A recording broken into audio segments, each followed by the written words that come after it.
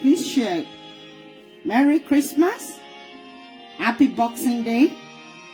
Happy last Sunday of the year.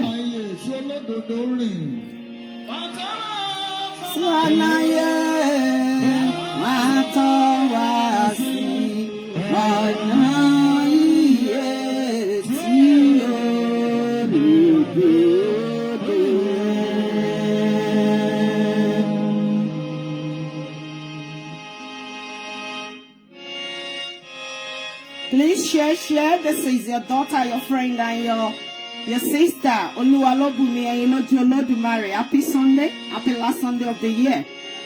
Merry Christmas. Happy New Year in advance. Please end share. Oh, I thought I see your night.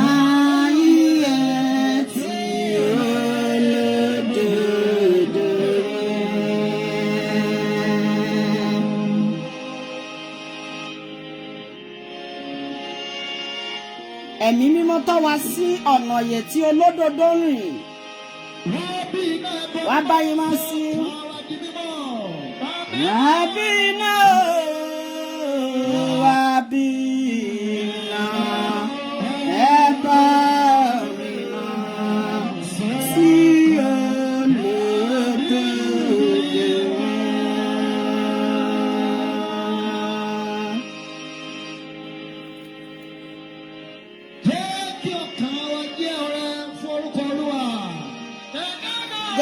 Tó wá jára ó jẹ́ kí ọkàn wá jẹ́ ọ̀rẹ́ bí olódodo rẹ̀. Hallelujah. Please share happy Sunday. Happy Sunday to you all. Please let's share this video. This is the last Sunday of the year. Jẹ́ kí ọkàn wa jẹ́ kí ọkàn wa jẹ́ ọ̀rẹ́ tó lè dòdò rẹ̀. Ẹ̀rí mi ni ọba tí kì í bẹ́bi fáláre, kábíyèsí Olódùmarè ìbàrẹ̀. Ìbàrẹ̀ o. I welcome you all.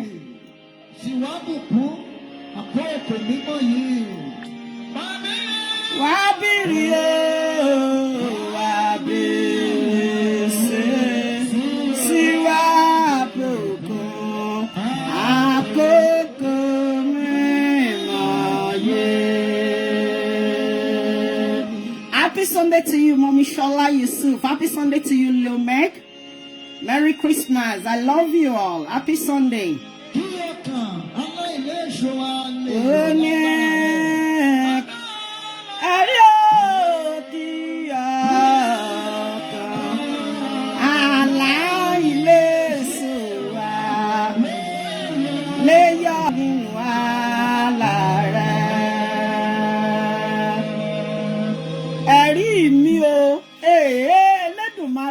Ọba tó ti jẹ́ ká rọ́jọ́ òní, ìmọ̀ta ò ṣẹ lórí ayé mi àti yín, bí Sátánì ṣe fẹ́ kọ́ ló ṣe rí fẹ́mi àti yín o.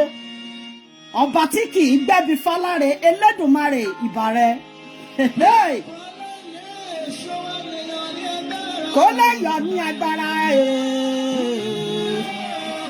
ẹ̀rí mi aláìlèsòwà lè yọ ní agbára rẹ̀. Ṣé ò ń gbọ́ ohùn ọ̀run bí àwọn ọ̀run ṣe ń yọ̀? Àwọn màlẹ́kà yẹn ń yọ̀, wọ́n yọ̀ níwájú Olódùmarè, ọba tí kì í gbẹ́bi fáláre. Ó ní wá bí rí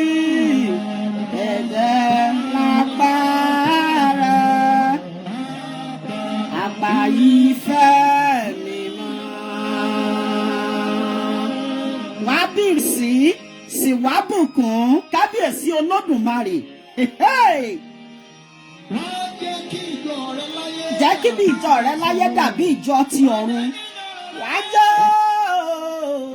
Wàá jẹ́ kí ìjọ rẹ láyé dàbí àwọn ìjọ tọ̀run. Happy Sunday to you, my beautiful sister. Sing. I love you so much. Merry Christmas. Happy New Year in advance. Happy last Sunday of the year. Ẹ̀rí ọlọ́lá ti mú wa rí ọdún yẹn parí, ọba tí kì í gbẹ̀bí fáláre ni. Atófara ti bí òkò, ògo yẹ orúkọ rẹ lọ́run àti láyé. Wá jẹ́ kí ìjọ wá jẹ́ kí ìjọ rẹ láyé dàbí àwọn ìjọ tòun.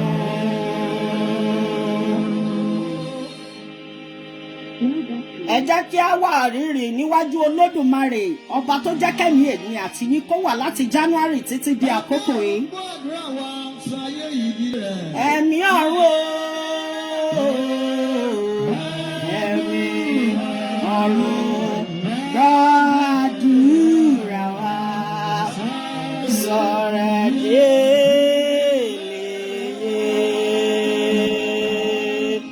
Ẹ̀rí mi ológo jùlọ atófara tì bí òkè ẹ mà ṣe o.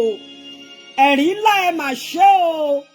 Bàbá tó tóbi ní ayé ó tóbi lọ́run, ayé ò gbà ọ̀run ò gbà ọ́. Wá ẹ̀mí mímọ́ wá.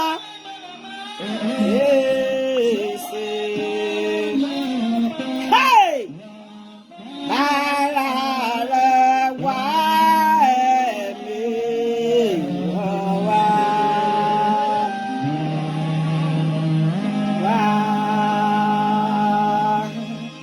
Hallelujah o. Hallelujah o.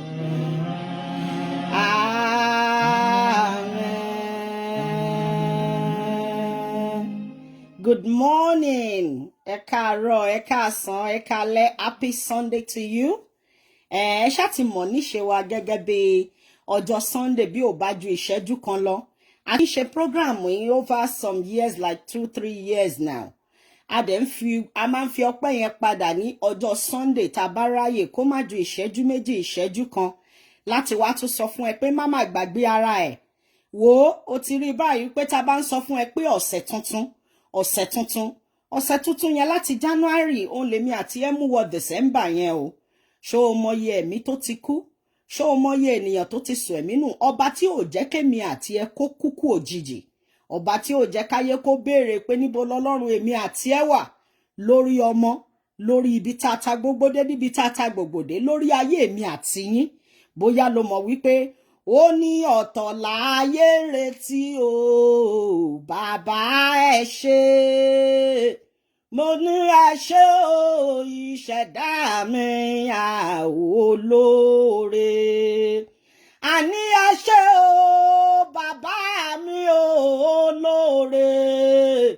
Ọ̀tọ̀ láyé retí o, bàbá ẹ ṣé. Èmi kì í yín pé ẹ ṣé o, bàbá mi olóore. Ọba tí ò jẹ́ kémi àti yín dòkú òjijì.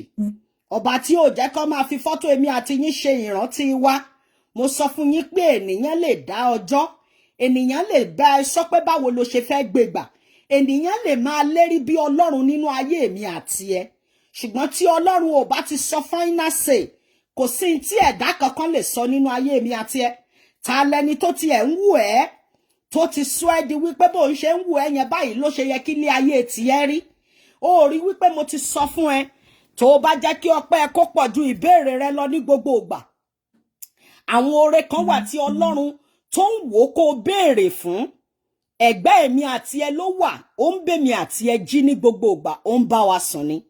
Ṣó o dá Ọlọ́run tó ń sìn yẹn mọ̀? Ǹjẹ́ wọ́n ti ẹ̀ mọ̀ bó ṣe ń sìn? Ṣé lo kàn dúró síbẹ̀ tó ń wò pé kí láyé máa sọ?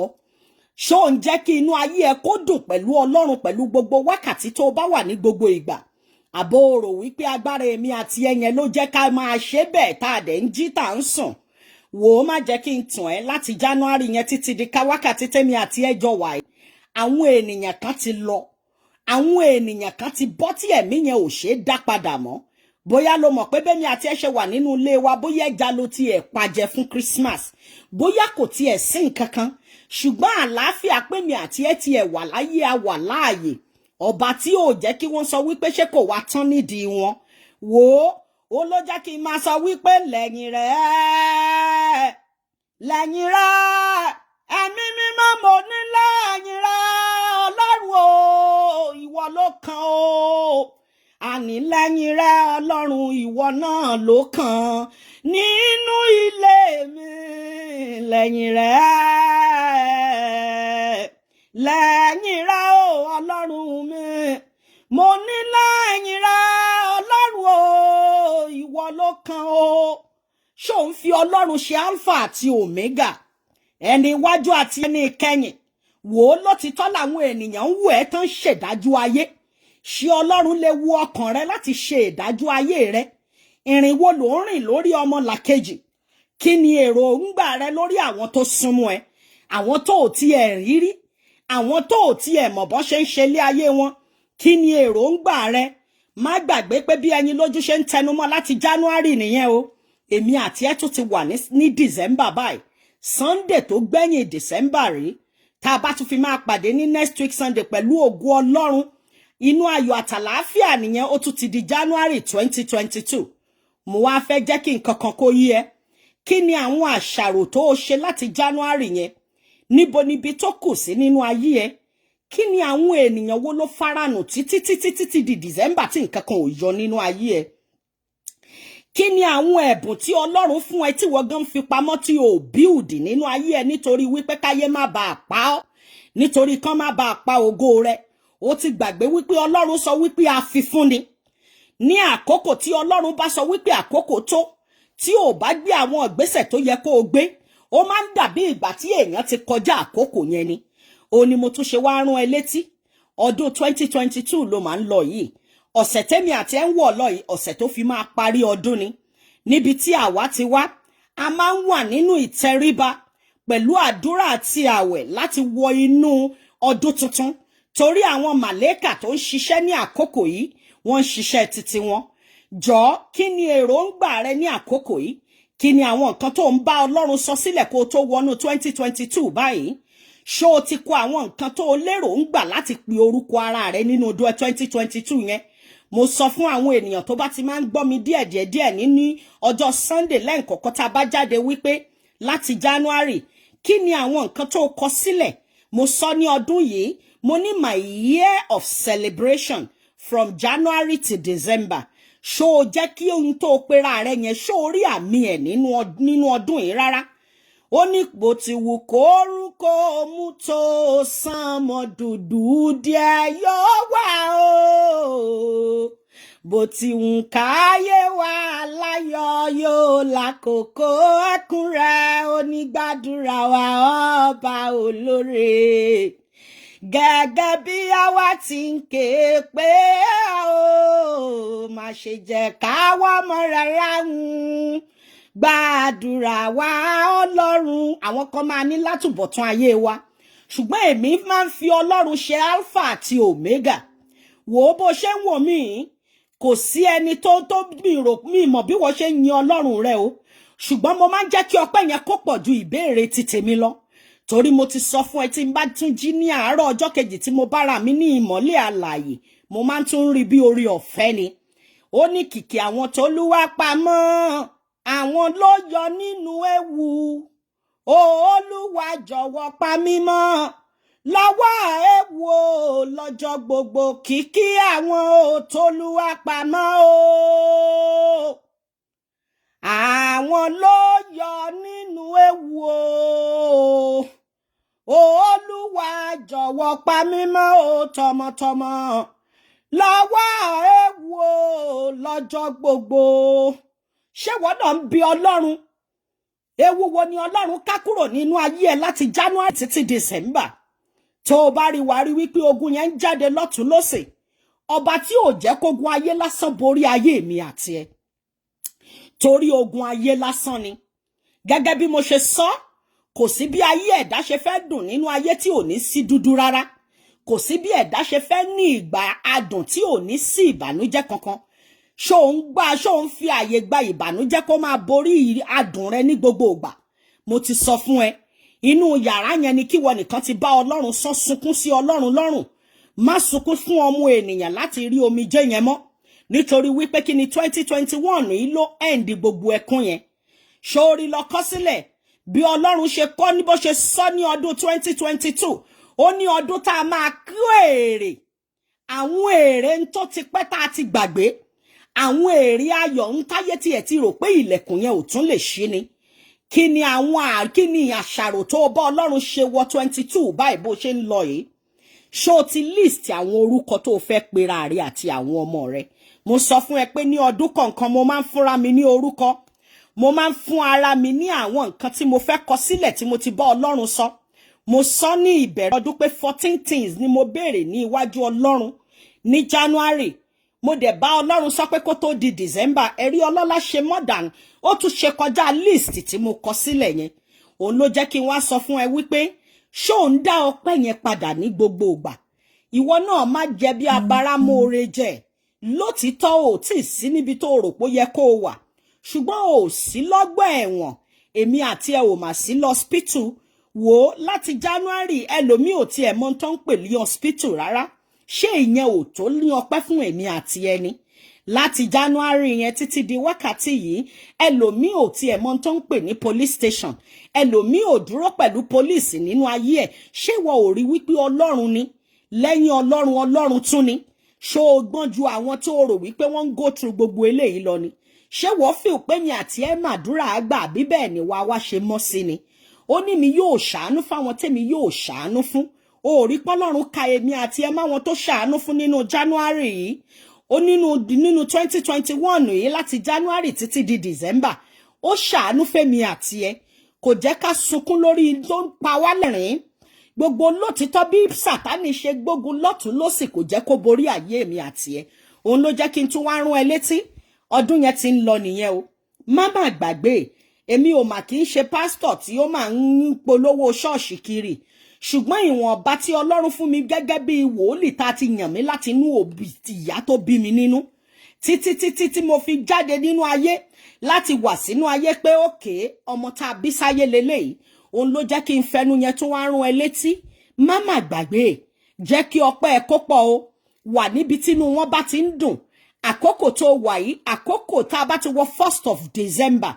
Oríṣiríṣi ẹ̀bùn ni Ọlọ́run máa ń pín kiri. Ó wá kú bó ṣe fẹ́ gbà tiẹ̀. Kí ni nǹkan tó claim? Wàá rí wípé láti January láti December 1st yẹn, ijó ni mo fi ń jó àti ayọ̀. Torí tí mo béèrè lọ́wọ́ Ọlọ́run ó ṣe kọjá ẹ̀. Ó yẹ kí ìwọ náà dúpẹ́. Kàn máa dúpẹ́ yẹn jẹ́ kàn máa bí ẹ pé kí ló ń ṣẹlẹ̀ gangan. Jẹ́ kàn máa wò pé kí ló ń múnú ẹ̀ dùn gangan. Wò ó bó tiẹ̀ wà láyé yẹn lálàáfíà. Mo fẹ́ kó wo around ẹ. Èèyàn mélòó ló kú tí ìwọ náà fi ti ara ẹ gbọ́n? Èèyàn wo mélòó ló ti gbọ́ wípé wọ́n dìde tí wọ́n ò tún lé tí wọ́n ti dìde tẹ́lẹ̀ tí wọ́n ò lè rìn mọ́? Èèyàn mélòó ló ti gbọ́ wípé o gbọ́ orúkọ wọn tó ò dẹ̀ rí mọ́ nínú ayé? Òun ló jẹ́ kí n sọ fún ẹ pé a fi yọ̀ wọ́n, a fi ń gbórúkọ Ọlọ́run dání láti jẹ́ kó o mọ̀ bí Ọlọ́run ṣe nífẹ̀ẹ́ mi àti ẹ sí. Wò ó bóyá ẹja lèmi àti ẹ ti ẹ̀ pa fún Christmas yìí, ṣùgbọ́n àlàáfíà yẹn lásán. Àlàáfíà máa ju gbogbo nǹkan lọ o. Ìrètí nínú Ọlọ́run máa ju gbogbo nǹkan lọ o. Èmi àti ò tí ì ní débi tá a fẹ́ yẹn. Ṣùgbọ́n Ọlọ́run jẹ́ kó yé mi àti ẹ pé ọba tí ilẹ̀ ò kì í ṣú fún ni. Ìwọ̀n ọba tó kù nínú 2021 yìí máa wò ó. Bóyá lo mọ̀ wípé tílẹ̀ bá túmọ̀ lọ́jọ́ Monday lọ́la ń sìn. Àwọn èèyàn kan sì máa rí ògo gbà kí 2021 yìí tó parí. Mo wá pa ní àṣẹ pẹ̀lú ẹ̀jẹ̀ Jésù Kristi. Ọba tí ẹnìkan ò lè dá lẹ́bi. Ọba tí kì í gbẹ̀bí fáláre ni. Ọba tí kì í wojú ènìyàn kó tó ṣe ni lóore. Ọba tí kì í wo báyé ṣe máa ṣọ̀tẹ̀ èmi àti ẹ. Ọba tí kì í tiẹ̀ fẹ́ bóyá gbogbo ayé ò tiẹ̀ nífẹ̀ẹ́. Ọba tí kì í fẹ́ rí bóyá ènìyàn kan sọ pé báyìí lòun ṣe fẹ́ ṣe torí pé bàbá mi ló ní final say. Ibi tó bá fẹ́ gbé ẹ dé ẹ̀dá kan ò lè sọ pé ò lè débẹ̀. Ta lè nìyàn tó ń dá hamuhamu nínú ayé ẹ. Mo ti sọ fún ẹ pé tó o bá ní Ọlọ́run dé level kan tán, wàá máa wo ayé lásán bí ẹni wípé kò sí nǹkan kan níbẹ̀ ni. Torí wípé kí ni ayé ń lọ mẹ́lọ́mẹ́lọ́.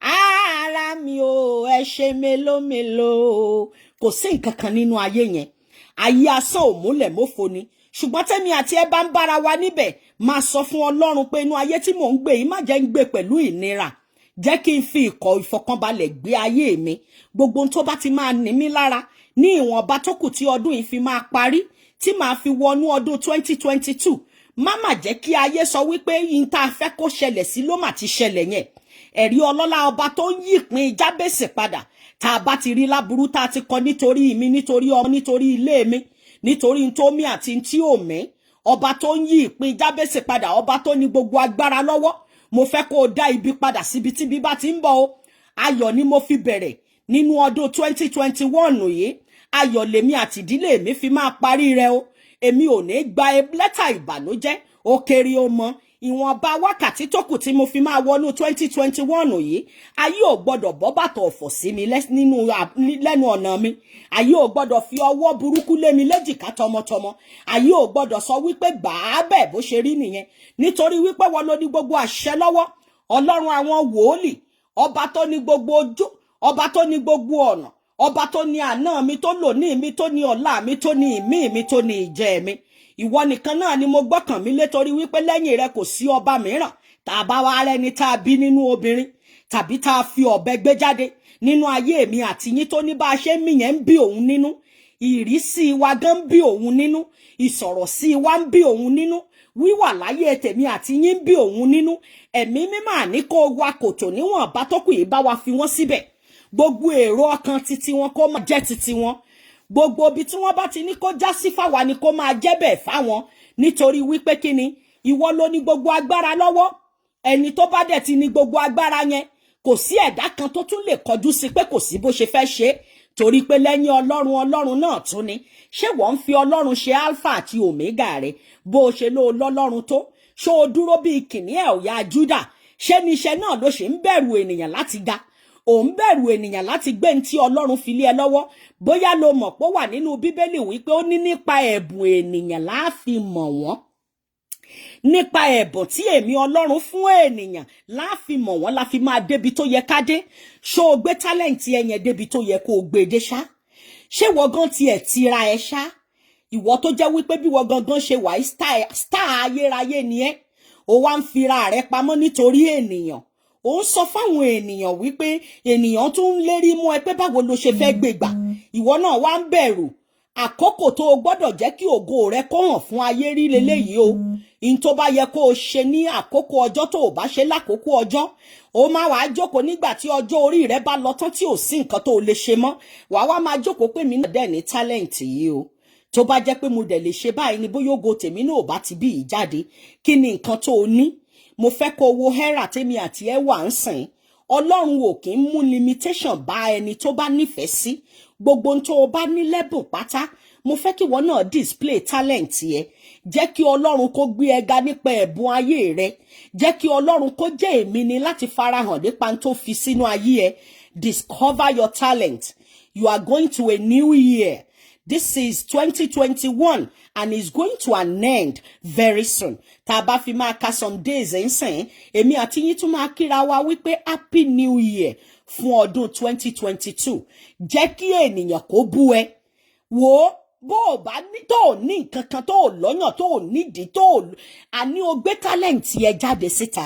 Bó ṣe nǹkan kan ló mọ̀ ṣe ní ọdún 2022 yìí ní determination wípé sẹ́ Olúwa tó bá fi lè pa mí mọ́ pẹ̀lú bí ọdún 2021 ṣe ní agbára tó tí mo lè láyọ̀ tọmọtọmọ tẹbí tará tí mi ò gba lẹ́tà àbànújẹ́ tí ògo ìwọ Ọlọ́run dẹ̀ ṣì ń jẹ́ múmúṣẹ nínú ayé mi wò ó má jẹ́ kí àwọn ènìyàn ṣẹ̀ máa wá máa sọ pé kí ló dé tẹ́yin náà wá lè ṣe báyìí àkókò tó gbọ́dọ̀ rí pẹ̀lú gbogbo ohun tó ń wò lórí mídíà ń sìn leléyìí ìwọ náà jáde tán bó bá ń gbọ́ jáde tán ọ̀rọ̀ tó ń ṣẹlẹ̀ ń sìn nìyẹn jáde tán jẹ́ kí ayé mọ bí tíwọ náà ti wúlò láti gbé ògo Ọlọ́run ga nínú ayé ẹ ìwọ náà ní àwọn tálẹ̀ǹtì kan tó farapamọ́ tó ò jẹ́ káyé kó rí bó ṣorin ló mọ̀ ọ́ kọ tiraka wò ó bó ṣe mímíkì ló mọ̀ ọ́ ṣe o mọ̀ yàn kọ́pì dáadáa go on TikTok show your talent gbogbo ohun tó o bá ní láti wọnú 2022 nsìn jẹ́ kí Ọlọ́run kó mú ògo jáde nínú ayé tiẹ̀ náà nítorí wípé kí ni bàbá yẹn ò kì í ṣe bí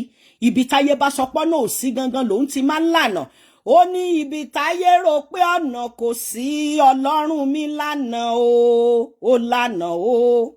Ó lànà fún Mósè nínú òkun pupa. Ó lànà fún Sárà ó lọ́jọ́ ogbó. Ó ní ibi táyé rò pé ọ̀nà kò sí, Ọlọ́run mi lànà o. Wo ibi táyé bá ti rò pé ọ̀nà kò sí nínú ayé ẹ̀yẹn gangan tó o bá ti ní Ọlọ́run lọ́lọ́run ti máa lànà. Mo fẹ́ kó o sọ̀rọ̀ kí iná kó halẹ̀. Mo fẹ́ kó o débì kan kó o jẹ́ kí wọ́n mọ̀ wípé ọwọ́ Ọlọ́run ń bẹ nínú ayé rẹ. Ta ni ènìyàn láti sọ wípé limitation tó ń fẹ́ fi sínú ayé ibi tó o gbọ́dọ̀ dúró de mọ́ nìyẹn. Mo sọ fún ẹ, wá lọ wo àwọn ìyá 65, àwọn tó ti fẹ́ wọ 70 in abroad. Come and see the way they are making themselves happy. Once you're over 40, kò sí nǹkan méjì tó o gbọ́dọ̀ lébọ́n ju ìfọ̀kànbalẹ̀ àti bó ṣe máa rí owó ná nínú ayé ẹ lọ. Anybody tó bá ti máa fún ẹ ní stress, anything tó bá ti lè fún ẹ ní headache, anything tó bá ti lè fún ẹ ní high blood pressure, just ignore. Wo ó easy fún mi láti block èèyàn. I love blocking some people that not tí ò tí ẹ ní anything láti contribute sí life mi. Mo fẹ́ kó o wò ní 2022 àwọn wo lẹ sì jọ rọ̀bù body pọ̀ tó ń dá ògo èmi àti ẹ padà sẹ́yìn, tó ń sọ fún ẹ pé má ṣe bẹ́ẹ̀. Obi tó funny dé, àwọn èèyàn kan ní talent tó bá ti fẹ́ ṣe kíní báyìí tó ṣe TikTok, wàá ti kọ́kọ́ pé àwọn èèyàn kan pé wá bá mi wò. Àní o ṣe anything tó bá ti mọ̀ pé ó máa make ara happy. Má jẹ́ kí anybody sọ fún ẹ pé dúró síbẹ̀, torí wípé àwọn gangan kọ́ ni Ọlọ́run ẹ o. They are not your God. Àwọn kan ni wọ́n ní final say. Sórí tí inú Ọlọ́run bá ti ń yán, tó bá ti ń já, tó bá ti ń dùn fẹ́mi àti ẹ, tí inú Ọlọ́run yẹn bá ti ń sí gbogbo bá ṣe ń ṣe yẹn, sórí ènìyàn lásán ni. Mo sọ fún ẹ pé àwọn tó rí tó rò pọ́n close mẹ́tàn jẹ́ family ẹ yẹn gangan. Àwọn tó ń pè lọ́rẹ̀ẹ́ ibi tó ti máa mọ̀. Tó o bá ní business, they will not patronize you. Ọlọ́run á dẹ̀ mú àwọn tó ò rí rí nígbésí ayé ẹ, àwọn tó ò mọ̀ rí, ibi tó ò tiẹ̀ ti lẹ́nu, tó ò ti mọ̀ọ̀yàn.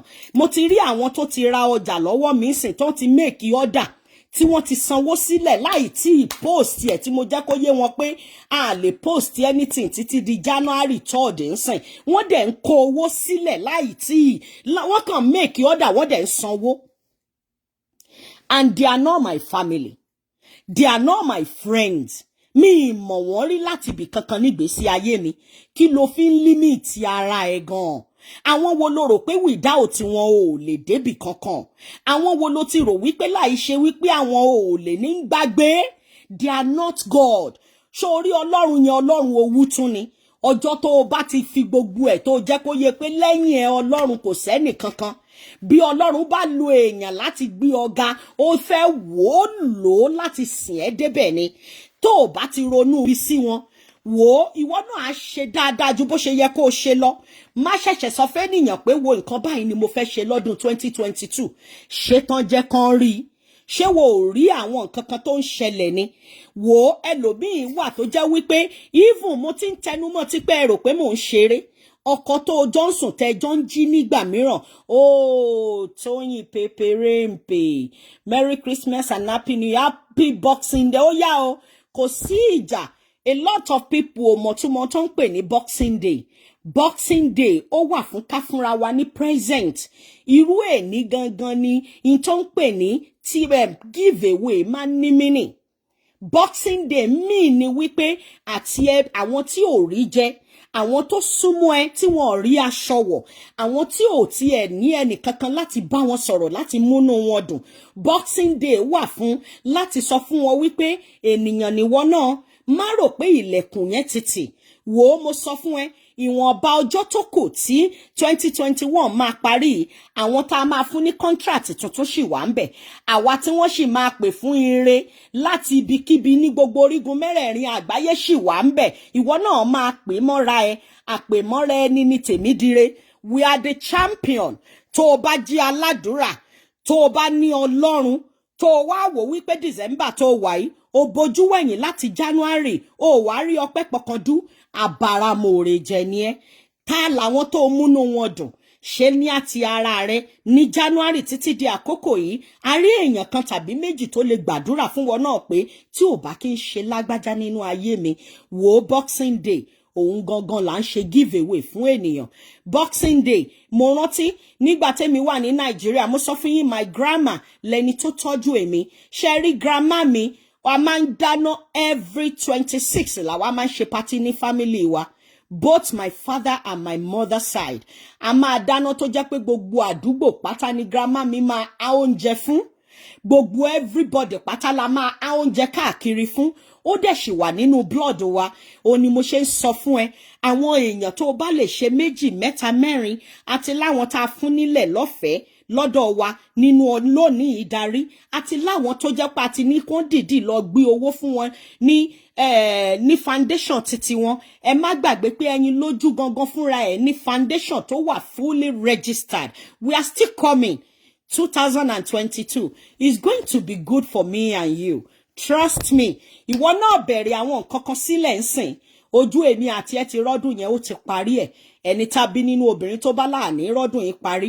ó máa fẹ̀mí tí ẹ ṣètùtù ayé mi àti ẹni ìwọ ní kó o bẹ̀rẹ̀ ń sìn mo fẹ́ kó o ní plans fún 2022 sẹ́ǹsìn àwọn ògo tó o gbé jáde nínú ayé ẹ yẹn ìwọ ń bẹ̀rù kán má pa ẹ́ nítorí ògo kò sí ẹ̀dá tó bá fẹ́ rí ògo lò tí ò ní fèsì problem kan one way or the other ẹ̀dá tó bá dẹ̀ ti kógun jáwọ́ náà ń pè ní olùkógun òun ló fẹ́ rí ògo lò ó fẹ́ dàbí àwọn ènìyàn táwọn náà ti ẹ̀ ń rí nǹkan ń rí jájẹ wọ́n ń tọwọ́ bàpò ó ná lọ ó wá ló fẹ́ ní problem ó lẹ́nì kankan tó máa kọjú ìjà sí ẹ from January to December ó dẹ̀ fẹ́ change ipò tó wà gbàgbé mo ti sọ fún ẹ wípé bó ti wulẹ̀ kí sánmọ̀ funfun kó wà nínú ayé èmi àti ẹ tó dúdú yẹn máa wà ń bẹ̀ òun ló jẹ́ kí n sọ fún ẹ bó ti wù kí sánmọ̀ yẹn kó funfun nínú ayé èmi àti ẹ tó ò bá rẹ̀ èèyàn kankan kọjú ìjà sí ẹ ó rẹ́ anybody tí ẹ̀ takò ẹ láì ṣe pé o ṣẹ̀wọ̀n ògo ayé rí ò tí ì farahàn ìtàn pè ní ògo oníkẹ́ni tó ti ẹ̀ mọ̀ rí kókàn wù ẹ́ kó bínú sí ẹ bóyá o tiẹ̀ ti ń rìnrìn oríṣiríṣi àwọn ìrìn àjò ìwọ wà nínú bọ́ọ̀sì àbó wà nínú train ó kàn rí pẹ́lòmíì kàn wù ẹ́ níwòkuwò má má bínú ògo ayé ẹ ti ń farahàn nìyẹn tí ògo bá ti wá dé level kan tán wàá wá rí páwọn tí ò yẹ kọjú ìjà sí ẹ gan ló rẹ́dì láti bá ẹ jà àwọn tó ń bẹ ẹ jẹ àwọn tó ń bẹ ẹ mu àwọn tó ń ṣoore fún àwọn tó tiẹ̀ ń wò wípé ó yẹ káwọn náà débì kan sórí tó bá ti ń dérú level yẹn ó tuntun ń sún síwájú nìyẹn o mo sọ fún ẹ pé kó o máa ríra rẹ bí ẹyẹ ìjì oríṣiríṣi ẹyẹ ló wà nínú ayé àwọn ẹyẹ kan tó wà wọ́n já pé ibi tán lè fò mọ́ ó níbi tán lè dé ẹyẹ ìjì yẹn the eagle bird tó bá tún ti fẹ́ change ipò ó máa bọ́ àwọn ọ̀yẹ́ tó fi ń fò yẹn àwọn yẹn ó máa bọ́ sílẹ̀ ìtumọ̀ ẹ̀ nípò ó ti ń fi àwọn kan sílẹ̀ lẹ́yìn nìyẹn àwọn kan máa wà tí ògo ẹ bá dé tán tán bá rí pé level táwọn tún ti ń rí ẹkún expect pé o lè débẹ̀ ní inú ayé ẹ fúnra wọn náà máa sá fún ẹ don't beg anybody má look for whoever tí ò bá look fún ẹ ẹyẹ ẹ̀jì ni ẹ o ti ń pààrọ̀ àwọn àwọ̀ kan nìyẹn o tún ti ń sún lọ síwájú nìyẹn sórí the more you go higher the more you get more enemies sórí àwọn tó ń sọra wọn di enemy yẹn àwọn tó sọra wọn di hater nínú ayé ẹ yẹn ìwọ kan ṣáà blọọkì wọn ó ń ṣọmọdé mọ́ once tó bá rí pé èèyàn nísìn wá ti rí pé ayé kan kò fi sentiment gbé live wọn mọ́ nítorí wípé kíni gbogbo wa láti rí nsìn pé tí problem ó bá dé bá ẹ ìwọ fúnra ẹ àtàwọn tó wà nínú ilé rẹ bóyá ọmọ àbí ọkọ àbí aya nìkan lẹjọ máa fèsì ẹ wàá ti rí nsìn wípé wàá ti máa gbọ́ pé tí problem ó bá dé tó bá dijú tó bá ló tán ó parí ayé títí ẹ nìyẹn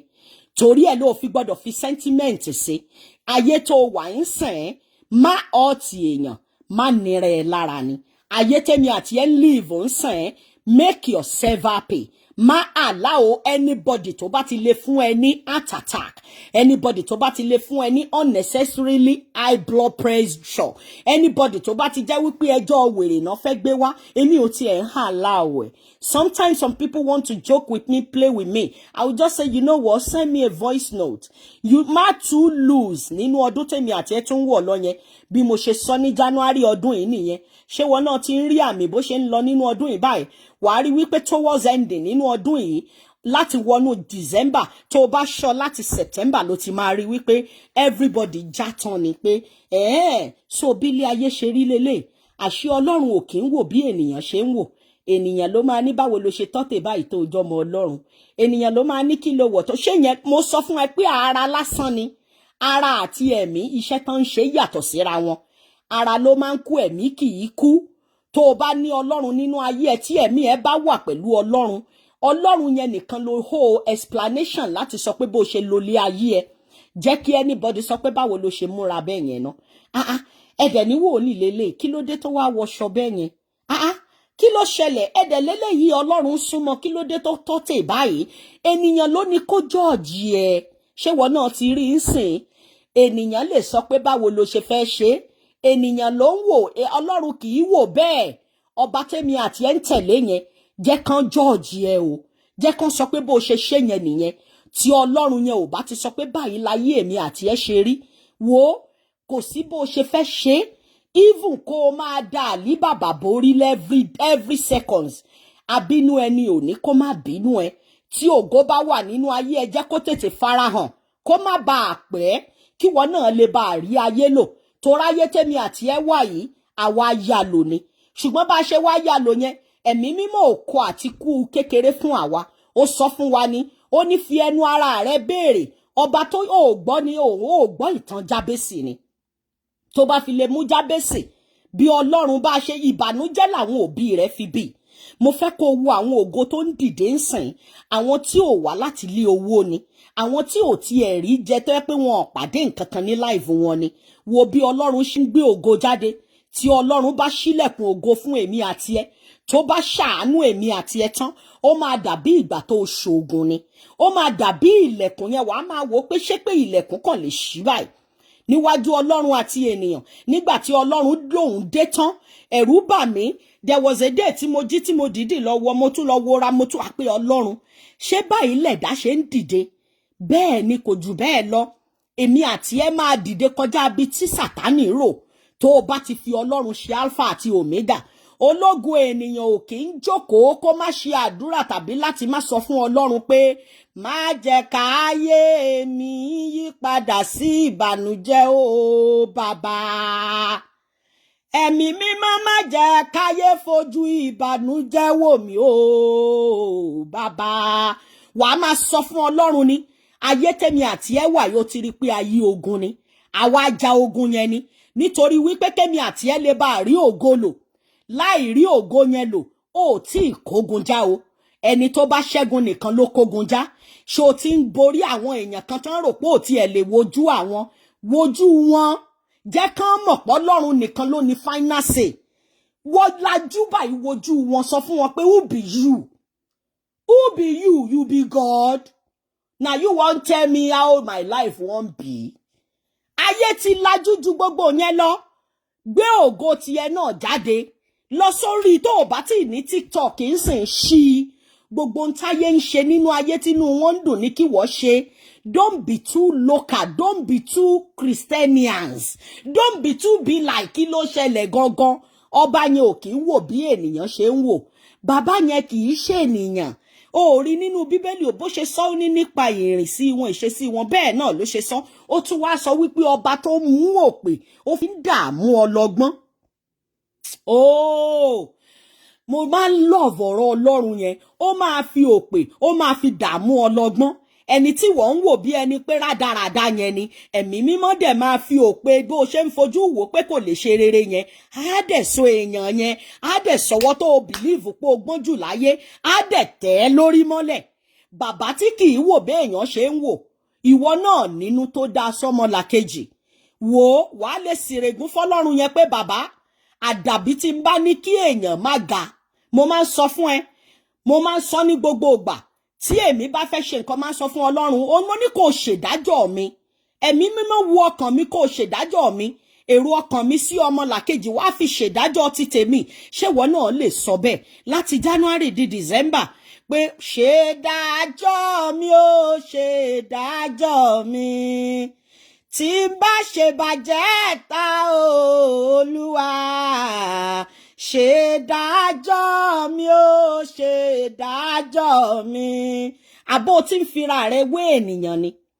Ó ń wò wípé kí ló dé tí lágbájá rí báyìí táyé tiẹ̀ ò rí bẹ́ẹ̀. Ó ti gbàgbé pé wíwá tó wá sínú ayé ó wá ni. Ó dá wá ni, ó dẹ̀ máa dá padà ni. Má mà compare ara rẹ pẹ̀lú èèyàn kankan nínú ọdún 2022.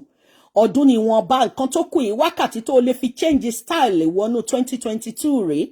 If you don't have it now, kò sí bó ṣe fẹ́ ṣe. Mo fẹ́ kó o ní èròǹgbà tuntun. Máa jẹ́ kí ọpẹ́ ẹ kó pọ̀ ní gbogbo ìgbà. Tó o bá kọsẹ̀ sọ fún Ọlọ́run pé mo dúpẹ́. Wàláì, tó o bá jí láàárọ̀ tó o sùn tó o jí tójú ẹ kan dáwú tó sọ fọ́lọ́run pé bàbá ńlá mo mọ̀ ìwọ ló máa mọ reason tójú ìtú fi rí báyìí o mo ṣáà dúpẹ́. Àní o máa dúpẹ́. Ọpẹ́ yẹn jẹ́ kó máa pọ̀ ní gbogbo ìgbà. Tí ìmọ̀ ohun tó wà nínú ọpẹ́ dúdú ògo wà ńbẹ̀ ọlá wà ńbẹ̀ ìlọsókè wà ńbẹ̀ ìwọ kan máa dúpẹ́.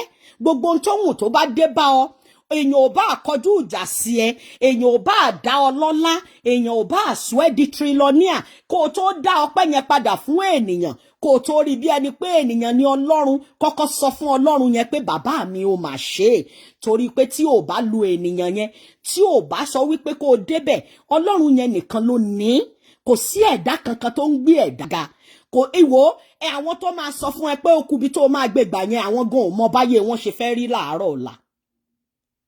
Ṣé wọ́n yẹn ló wá fẹ́ kán máa fi ohùn lásán dè mọ́lẹ̀ ó fẹ́ kán máa lo ikò tí ò sí ń bẹ̀ fún ẹ ó fẹ́ kọ́kàn máa sọ pé báyìí ló ṣe máa jẹ́ ṣé wọ́n ò ti rí nsìn pójú ti là ni ṣé wọ́n ò ti rí nsìn pé nìkankan ò lè mú ẹnìkankan ní múgùn mọ́ ni àfi tó o bá fẹ́ múra ẹ ní múgùn ló dẹ̀ kò ń sìn tó o bá ti mọ Ọlọ́run tó ń sìn tó o dẹ̀ ní iṣẹ́ lọ́wọ́ tó o ro èrò ìbànújẹ́ sí ọmọlàkejì tó o sọ pé kẹ́ni tó ń ga kó ṣubú tó o sọ pé àwọn tó fẹ́ climb yẹn kán má débi tán máa dé wàláì níbi tí mo ní Ọlọ́run tó dá mi lójú dé wàá débi gíga ìwọ náà máa jẹ́ èèyàn kò sí bó ṣe ní ràánú gbà ọ̀nà tí Ọlọ́run máa gbàlẹ̀dá kan ò mọ̀ torí wípé ó sọ fún mi pé ọ̀nà rẹ̀ nìkan kò mọ̀ àwa máa rí ìdí ni aláìgbàgbọ́ wọn yóò kùnà wọn kọ́ṣẹ́ Olúwa ṣùgbọ́n àwọn tó gbólúwa gbọ́ a kì yóò pòfo láyé ṣénu ẹ máa ń dùn tó bá rí bí Ọlọ́run ṣe ń ṣe ilé ayé ẹ kò sí nǹkan tó dàbí peace of mind àwọn wo ló sì ń stress ẹ go and block them delete them off lọ wo gbogbo contact ẹ ń sìn lọ sórí Facebook ẹ mi ò tí block rárá mo ti block over 500 people mo dẹ̀ ti gba new people wọlé àwọn wo ló wà lórí page ẹ tán sọra wọn di monitoring spirit sí ẹ lọ́rùn fi wọ́n lẹ̀ wọ́n fẹ́ rí bógo ẹ ṣe fẹ́ rí ni wọ́n tún fẹ́ rí ọlá tuntun tọ́lọ́run tún mú bọ̀ ní 2022 sórí mo sọ fún ẹ quiet time ẹ yẹn lò ó láti fi ronú ìwọ náà gbé strategy tí anybody ò tí ì lò jẹ́ kán tún copy tiẹ̀ náà jẹ́ kí ògo kó ti inú ògo jáde nínú ayé ẹ àwọn tó o bá rí pé ó ń ṣògo àwọn ni kó o súnmọ́ mo ní kó o súnmọ́ àwọn tó ń ṣògo tó ń rí ògo lò àwọn tó rí wípé wọ́n ń ṣe dáadáa nínú Ọlọ́run tí ìbànújẹ́ ò tí wọ́n ò fààyè gbáradàradà súnmọ́ wọn rọ́ọ̀bù bọ́dì pẹ̀lú wọn ìbá ní kó rọ́ọ̀bù bọ́dì kò dìgbà tó bá tó ṣe wọléwọ̀de tí wọ́n bá ní kó rọ́ọ̀bù bọ́dì pé wà àtẹ̀yàn kan tí ẹ̀ ń kíra yín lásán hello how are you hi how you okay today text message látán ó ti tó make people happy make yourself happy sórí bó o bá ṣe ṣe ni mo sọ fún yín ọ̀rà máa ń jẹ́ kí èèyàn débi téèyàn fẹ́ dé àwọn èèyàn lè má rí ọ̀rẹ́ ẹ through orí Facebook torí wípé kí ni fóònù láti ń ríra wa àwọn míì sórí tó bá kàn tí ẹ rí mo sọ fún yín ògo wà fún anybody everybody ni Ọlọ́run fún ní ògo títí ẹ̀ but to discover òun ló jẹ́ problem to build it for me and you òun ló jẹ́ problem a lot of people ní Ọlọ́run bá ṣe mọ Ọlọ́run yìí ó ń wò wípé tó ń bá ní kò ń ṣe TikTok kò náà jó kò ń ṣe gbogbo ayé máa jọ bí ayé láti jọ́ọ̀jì ẹ̀ so ó sì wà lórí àwọn wípé káwọn èèyàn má bàa sọ pé látijọ́ tó ti ń ṣe bẹ́ẹ̀ kí ni nǹkan tó fún ẹ kí ni tó mú wọlé fún ẹ ṣé wọ́n ò rí wípé nígbàkígbà tí ẹ̀dá bá ti dúró pé wò ó kúrò ń bẹ̀ ìwọ kọ́ lọ́lọ́run even téèyàn bá mo máa ń sọ tó o bá ń bọ́ mi lójú méjèèjì tó o bá fẹ́ sọ̀rọ̀ ẹ̀dọ̀ Ọlọ́run wàláì máa fi stylishly sọ fún ẹ pé kí ló dé, take am easy now, you no be God. Ṣó orí ẹni tó ti wà lókè àti jábọ́ wọn ló máa ń burú. Ẹ̀dá tí ò tí ì gòkè má bá wọn fojú di, má sọ wípé báwo ni tiẹ̀ ṣe jẹ́, torí wípé kí ni tí bàbá yẹn bá fẹ́ gbé anybody dìde ó máa ń dàbí àrà ni. Ó ní mo ṣe sọ fún ẹ, má bá wọn sọ wípé báwo ni ènìyàn ṣe fẹ́ ga, má sọ pé báwo ni tẹni yẹn ṣe jẹ́. Eyinloju Olodumare ó ti mọ̀ pọ́jọ́ Sunday báyìí, last Sunday of the year lélẹ̀, every Sunday láti January àti ń ṣe láti over 3 years. Ọlọ́run dẹ̀ ń pa wá mọ́, ó ń jẹ́ kí ògo kó farahàn. Àrí bákan náà bá a ṣe wà lọ́dún tó kọjá lọ. Òun ló jẹ́ káwa máa sọ wípé ògo ni fún Olódùmarè, ọba tó jẹ́ kọ́jọ́ òní kó ṣojú èmi àti yín. I want to use this opportunity to say a big thanks to you all, my mommies, my fathers, my sisters, my brothers, my lovers, my investors, my buyers, my distributors worldwide. Ẹ ṣé mo dúpẹ́ lórúkọ Jésù. Mi ò ní wá yín tí ẹ̀yin náà ò ní wá mi tì. Ògo tèmi àti yín ò ní dojú bomi lórúkọ Jésù. Gbogbo bí tẹ́ ti mú owó tẹ́ fi dúró pẹ̀lú Eyinloju throughout láti January títí di àkókò yìí, torí wípé kí ni data tẹ́ ń lò gan. Ṣé mi ni mò ń sanwó bíìlì yín ni? Am I the one paying your bill? Am I the one paying? Ṣé mi ni mò ń fi bóyá rọ́jà lẹ́ ń lò? Some people are using kí ló ń lò ní UK, all the networks. Ṣé mi ni mò ń san bills ni? We are saying thank you. We are saying thank you for your love, for your patronage, for your everything. Ẹ ṣé mo dúpẹ́ lórúkọ Jésù. Ẹ ní sunkún lórí ọmọ o. Ẹ̀yin náà ò ní rí ìbànújẹ́. Gbogbo ohun tó ń dùn yín nínú ò ní kò tó ń bà yín nínú jẹ́ kò ní bà yín nínú jẹ́. Gbogbo ohun tó ń dùn yín nínú kò ní bà yín nínú jẹ́ lórúkọ Jésù. Ṣé rí nígbà míì tí n bá fẹ́ ṣe àdúrà, mo máa ń inú mi máa ń dùn jù mí kí n mọ bí mo lè ṣe mọ́. Ọpẹ́ yẹn ni ó máa ń bọ́ sí mi lẹ́nu wípé mo ṣáà dúpẹ́. I want to say thank you. I want to use this opportunity to mention some names because tí èèyàn ò bá ṣe bí ìgbà téèyàn ò mọ̀re ni. Ọlọ́run máa ń lo àwọn ènìyàn láti ṣe èèyàn lóore. Ọlọ́run ò ní sọ̀kalẹ̀ láti ọ̀run láti ṣe èèyàn lóore. Mo lè má dárúkọ gbogbo ènìyàn, ṣùgbọ́n mo wá dárúkọ yìí nítorí wípé kí ni nígbà tí ọdún fẹ́ parí, ní towards ọdún píparí, Sátánì believe wípé kó ń fi ìtìjú kó ń mú wá, ṣùgbọ́n Ọlọ́run tí kì í ṣènìyàn ó bọ́ aṣọ ẹ̀gàn, ó bá aṣọ ìtìjú nínú ayé mi àti ìdílé mi, ó sọ mí di ẹni ńlá. Kò wò bẹ́nìyàn ṣe ń wò, ó jí Ọlọ́run nínú ayé mi àti ìdílé mi. I want to use the opportunity lẹ́yìn Ọlọ́run to say thank you to Dorcas. I want to use this opportunity to say thank you to my godfather. Mo fi orúkọ bò wọ́n láṣìírí àti fún gbogbo ẹ̀yin olólùfẹ́ mi. My mother, ìyá nìyá mi. I love my mother so much. I love my grandma so much. I love my family, my sisters, my cousins. Ènìyàn láṣọ iyì mi. Mo wá láti ilé tó jẹ́ wípé inú wọn ń dùn as a good Christian. Àní rò kó jábọ́. Mo dúpẹ́ ibi tí mo ti jáde. Mo dúpẹ́ o. I thank you all. Mi mọ̀ bí mo ṣe fẹ́ dúpẹ́. Mo kúnlẹ̀ fún ìṣẹ̀dá everybody for your love, for your support and for everything. Ẹ ṣé mo dúpẹ́. Gbogbo ẹ̀yin tí tèmi, to all the speakers, all my warriors, because you are all warriors. Torí ẹ tí ń bá rí sister mi yìí kí lorúkọ Liz Anjorin tó bá sọ pé warriors, mo máa ń wò wípé orúkọ yẹn ó wá sí ẹ̀mí ẹ̀, ó mọ reason tó fi sọ bẹ́ẹ̀. You are all a warrior. You are winners and warriors. All my speakers, all my bloggers, I love you all. The commentators, our viewers, our lovers worldwide, we say thank you to you all. Without yín kò lè sí àwa. Without yín kò lè sí àwa. Ẹ ṣé mo dúpẹ́. Ẹ má gbàgbé iléeṣẹ́ Eyinloju. Ọlọ́run ni kò kí ń ṣènìyàn. A wà níbẹ̀.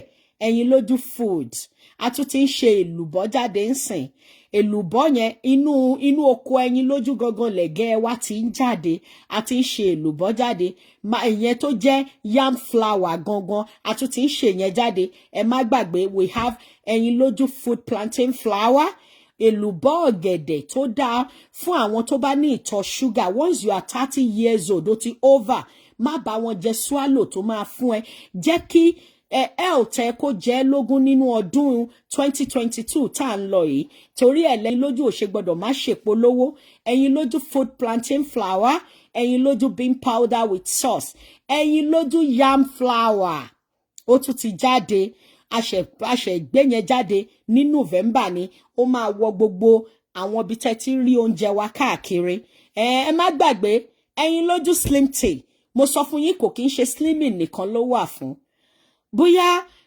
o fẹ́ detox ó tiẹ̀ wá ń jẹun indigestion ṣe ẹ́ ẹlòmíì báyìí wọ́n máa ní heartburn láti January di December ni ó ṣe try tea Eyinloju kí wọ́n náà wá wò ó dáa fún ọmọ kékeré ó dáa fún àgbàlagbà and it's sanctified Canada ló ti ń jáde àní gbé nǹkan tí ò dáa because àwa fúnra wa mọ òfin Canada ní tea Eyinloju ti ń jáde try tea wa lénìí o ò ní regret ẹ̀ one box tẹ́ ń wò yẹn 10 pieces ní tea bag tó wà ń bẹ̀ tea bag tó ń wò yẹn you can use it with honey tó bá jẹ́ ẹni tó like sugar torí kò korò rárá ó tún ní flavour ó ṣe try tea wa it has strawberry flavour ó ní orange flavour different flavours òun ni tea Eyinloju ẹ try tea wa lénìí